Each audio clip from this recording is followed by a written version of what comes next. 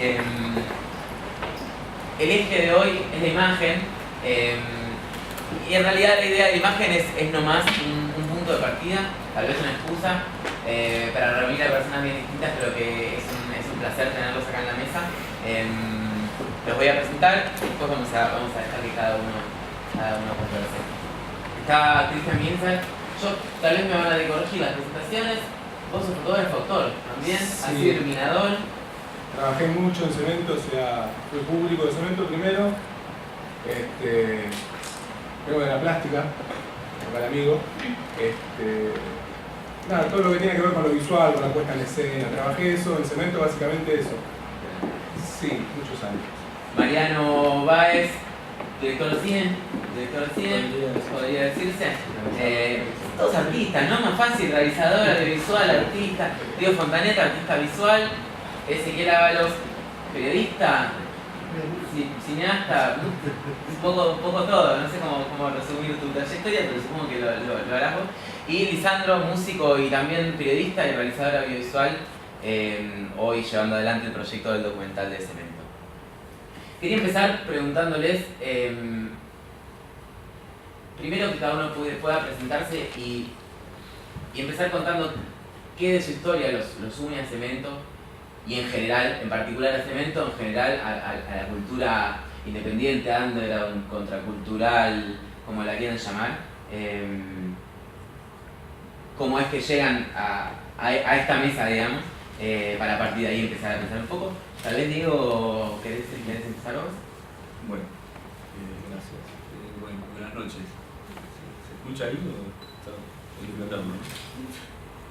¿Está prendido el micrófono? Se escucha igual.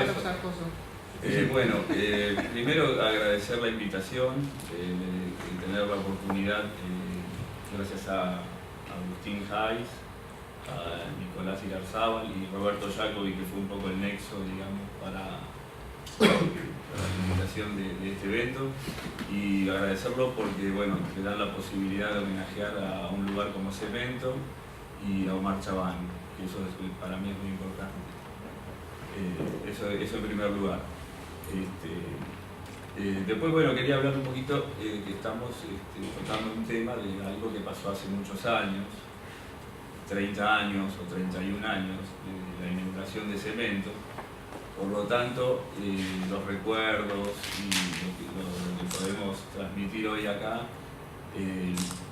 son cosas encontradas, fallas de memoria, recuerdos que uno cree que pasó y por ahí no fue ese mismo día. O sea, como que hay como una alteración a partir de tanto tiempo que pasó. Por eso considero que esto es un hecho cultural en sí nuevo de hoy. No es proyectar una película de hace 30 años. Eso es imposible.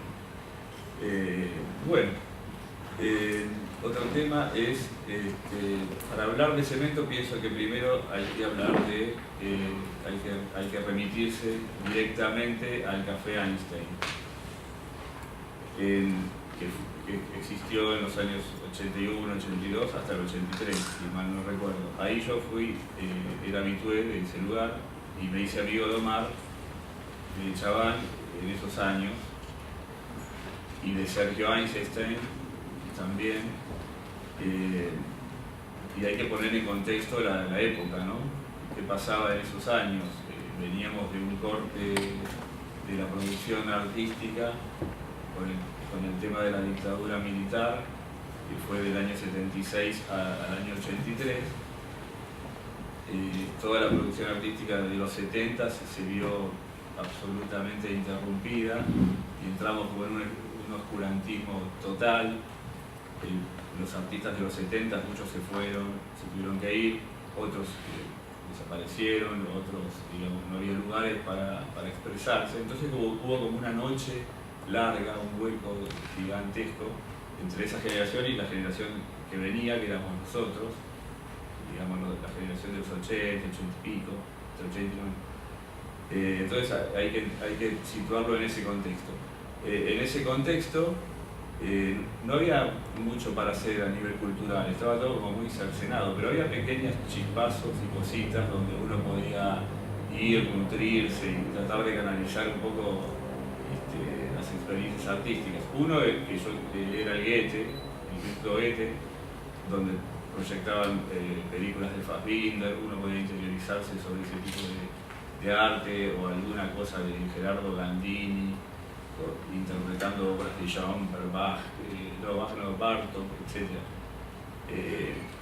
Después había algún que otro cineclub donde podíamos ver obras de Herzog, pero en general el panorama era totalmente, digamos, limitado. No tiene nada que ver con la época que vivimos hoy, con el registro fotográfico permanente, con las selfies, no tiene nada que ver con eso. O sea, por eso hay pocos registros fotográficos de esos años que fueron muy ricos.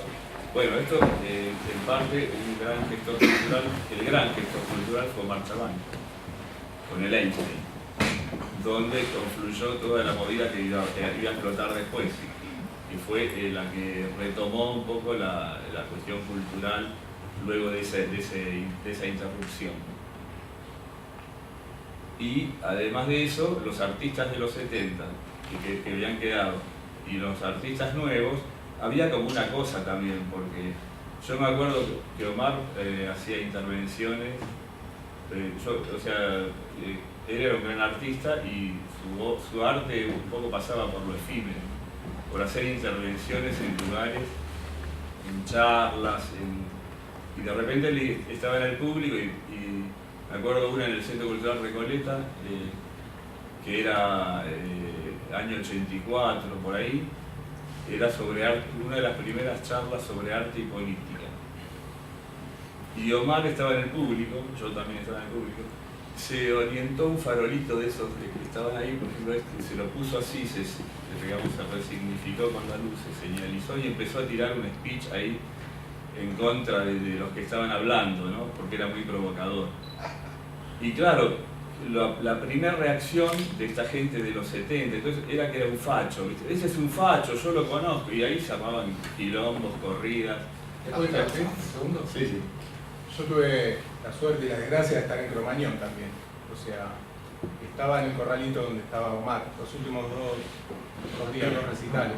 Llevando a mi escala, porque no quería ir, no me gusta mucho el rock chabón y eso.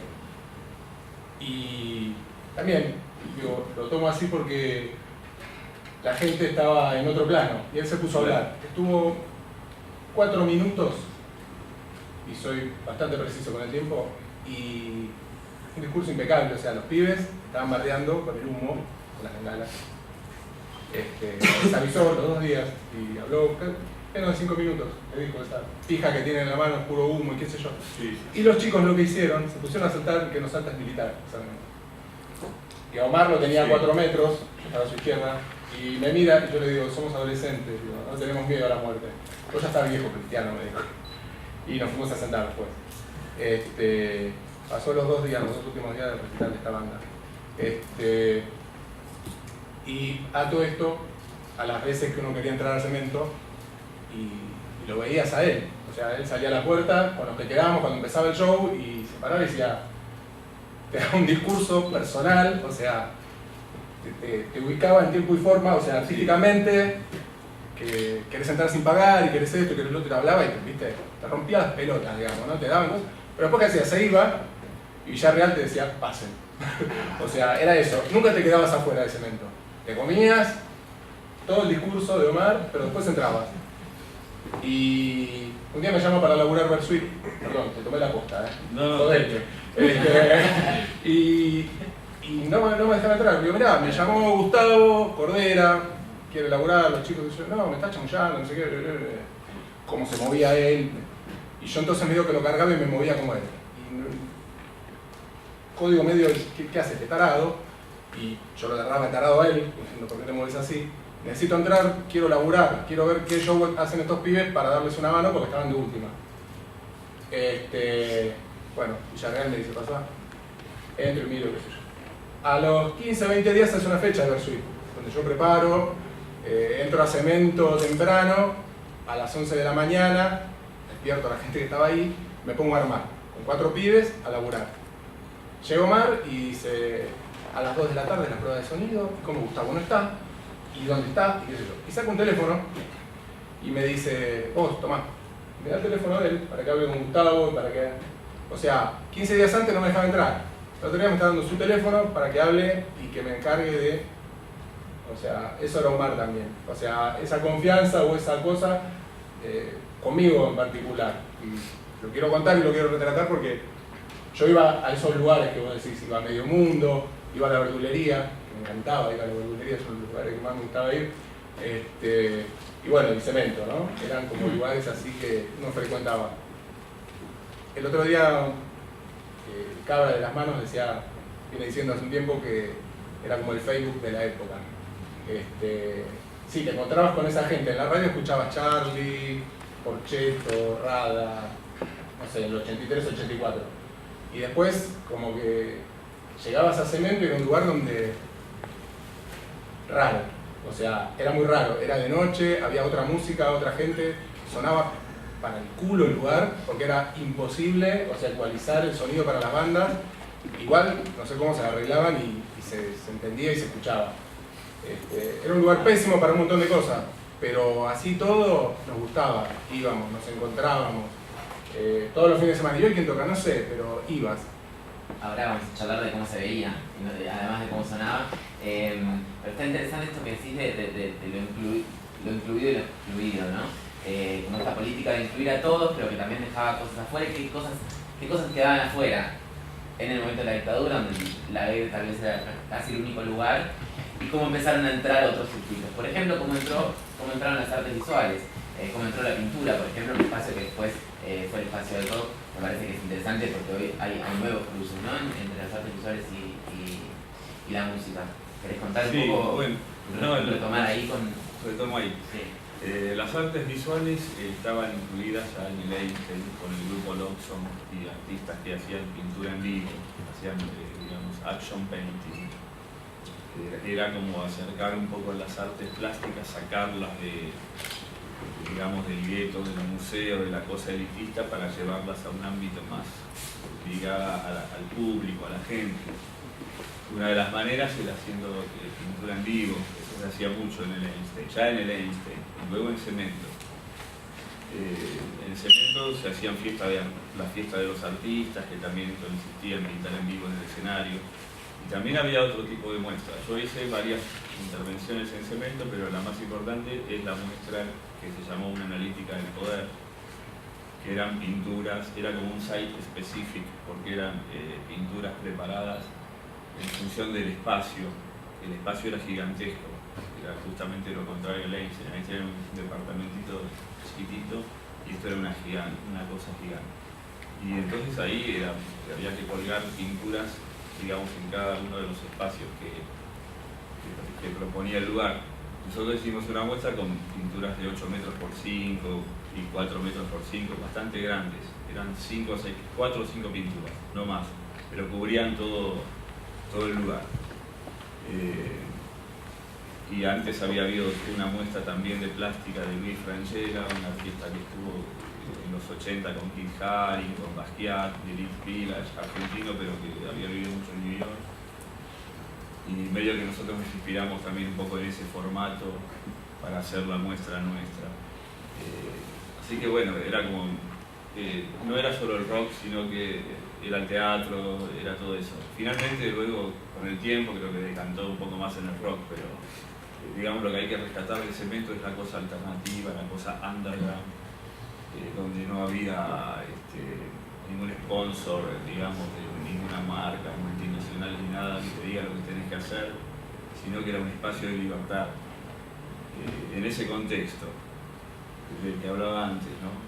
De la oscuridad y la dictadura, encontrar un espacio así, tanto el Einstein como el Cemento, era maravilloso, era fantástico, porque inclusive hoy en día no existen esos espacios para canalizar la producción de los artistas jóvenes. Muy difícil, siempre pasa eso.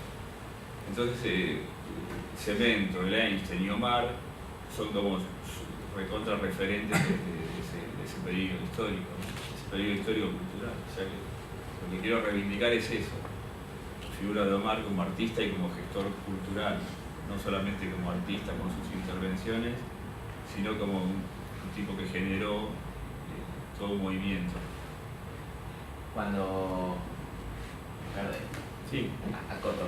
Cuando hablas de tu muestra, la de Luis Franchella, también hablas de una generación de los 80 donde internacionalmente había un retorno a la pintura que se daba puntualmente, que tenía mucho que ver con hacer pinturas muy grandes. Pero en el caso particular del cemento, de tu muestra, de la de él y después de la de Gustavo Romano, que también lo pueden ver todo en la muestra, se trataba de pinturas muy grandes porque justamente había un espacio que como nunca les daba un espacio enorme donde poder hacer telas de 5x8, por ejemplo.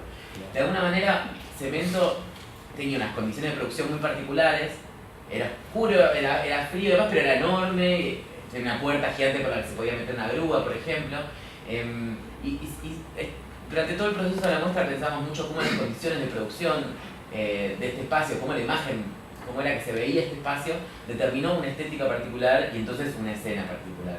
Ezequiel, vos tuviste la oportunidad de hacer el documental sobre Work, que está por ahí, lo podemos poner de fondo, ese video que estaba en el Twitter, y con todo caso, sí, está por ahí. Tal vez a partir de tu experiencia con eso podemos acercarnos a esa pregunta o lo que... Sí, yo los vi a ellos en el 87 y quedé, en el 86, en el primer año, y quedé muy impresionado porque combinaban las artes, lo que se llamaba en ese momento, se empezaba a llamar multimedia, o sea, de incorporar los espacios y el suelo, el escenario, el espacio entre el público, de hacer todo mucho más dinámico y trabajar en eso, las luces, los efectos y todo un clima que era realmente terrible, opresivo, o sea, también porque vos entrabas en un viaje con ellos que medio te pasaba por arriba constantemente, aunque durara media hora. Y me gustó esa intención de, primero, lo que estaba diciendo, reflejando lo que me decían esas sensaciones que ellos querían transmitir, ¿no? Lo que habíamos vivido en la Argentina, el punk que nos venía un poco en cuentagotas de afuera, y esa sensación de opresión que daba la obra, que era muy interesante, ¿no? O sea, quedabas con ganas de volver a verla constantemente. De hecho, muchos nos encontrábamos como un clásico ya de ir a la obra, ¿no? Y en el 87 yo venía de filmar con Carlos Sorín, de ser el jefe de producción de la película del Rey.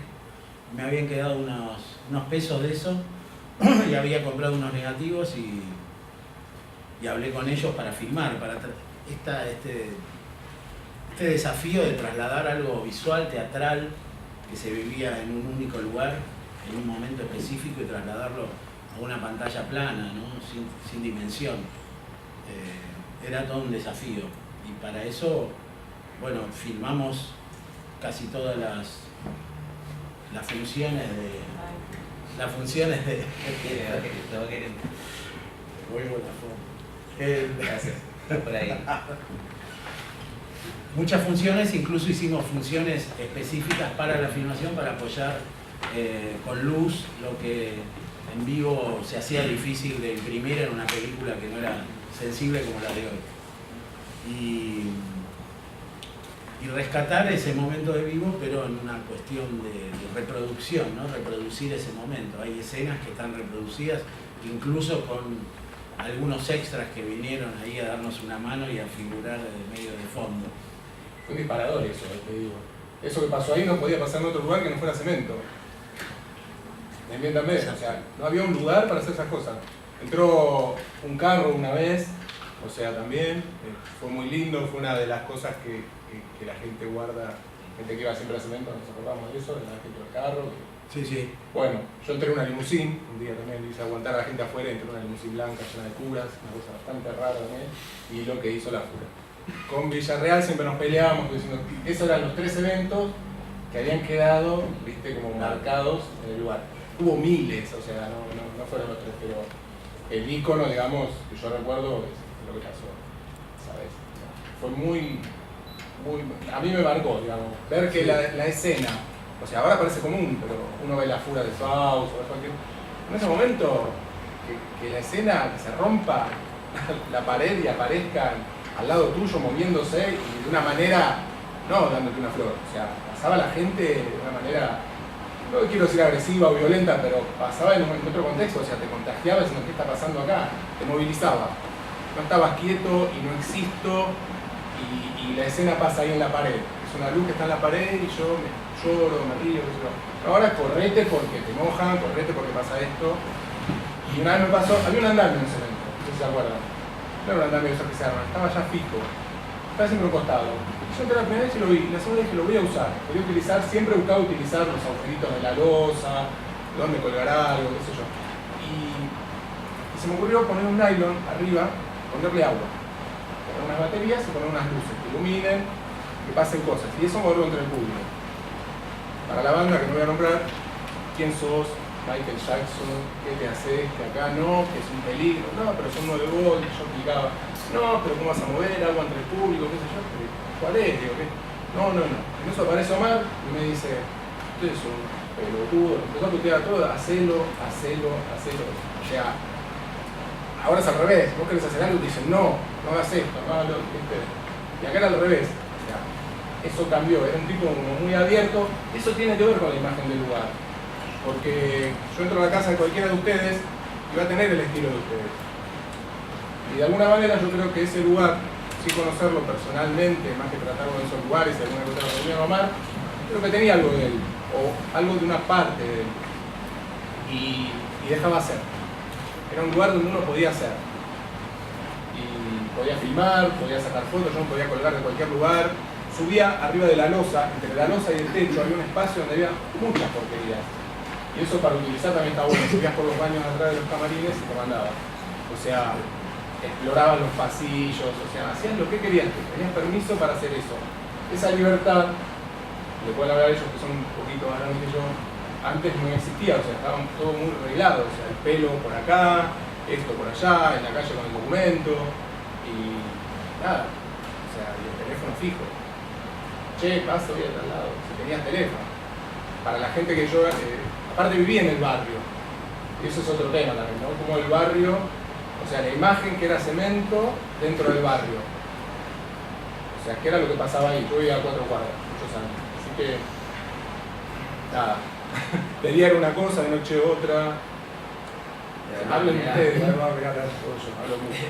De alguna manera ese lugar oscuro, difícil de fotografiar, difícil de filmar, termina siendo... ese documental que ya vamos a ver, ahora voy a poner, aunque sea un pedacito, no, que está ahí, pero hay algo nada más, ahora. ¿Cómo lo filmaste? ¿En Super 16? ¿En 16 milímetros con una Bolex?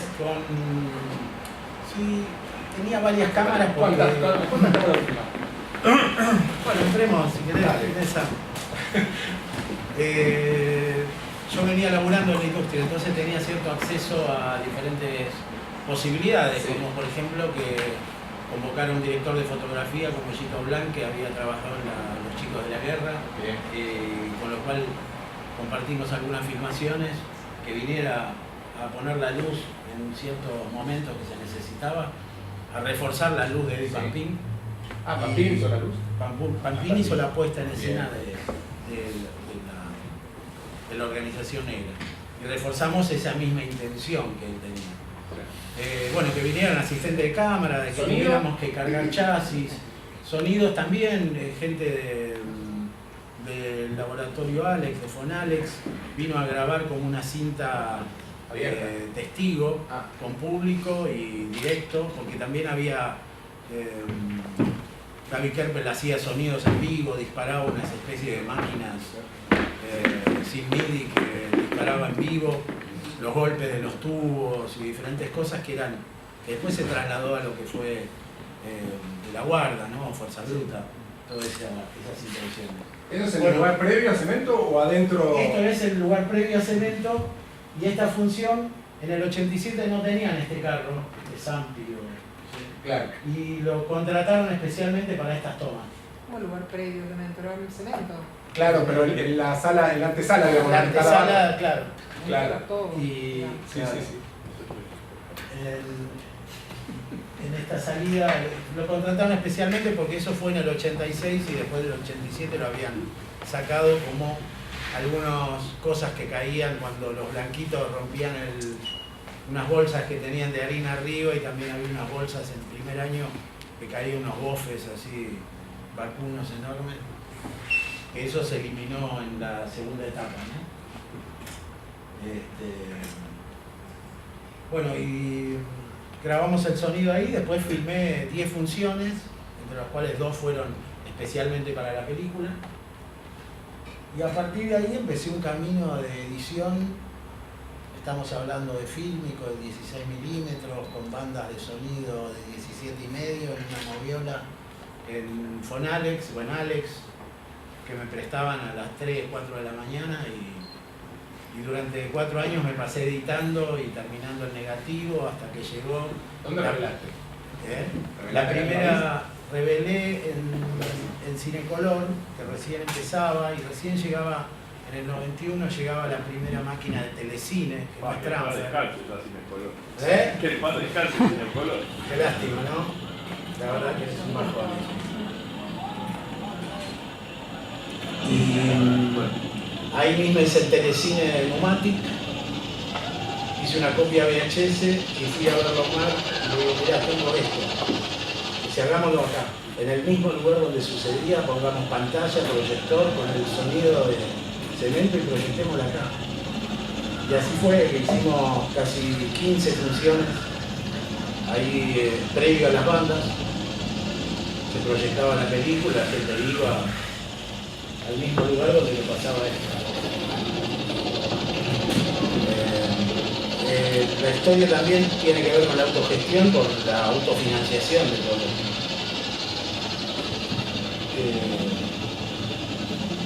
Y bueno, en ese momento tenía la suerte de trabajar en ciertas cosas de la industria que me permitían invertir en este tipo de películas y en este tipo de arte. Volviendo a esta imagen de una época, la imagen de una cultura en particular, porque por ahí la imagen que uno más tiene de cemento, o el que no fue, o el que lo vio afuera, es la imagen de una banda de rock tocando. Y ya ver cosas como esta, ya abren a mostrar cómo el panorama, la cantidad de cosas que pasaron en el cemento, que en el cemento hubo cine, que hubo literatura, que hubo artes visuales, que hubo de todo, y que hubo estéticas distintas, algunas muy cercanas a la estética particular del lugar, a esto que Cemento proponía estéticamente y que termina siendo la marca de una época. Y que es muy fuerte porque después, cómo los espacios terminan influyendo en las estéticas propias. Nosotros siempre hablamos después de cómo, desde 2004, después de Cromañón, cuando los espacios están cerrados, las estéticas cambian hasta el punto en que la música cambia, ¿no? Como el rock pasa a dejar más protagonismo al cantautor, simplemente, o uno de los motivos es porque no hay lugar donde tocar con batería, ¿no? Como los lugares terminan definiendo el tipo de arte que se hace, y en este caso es como clarísimo.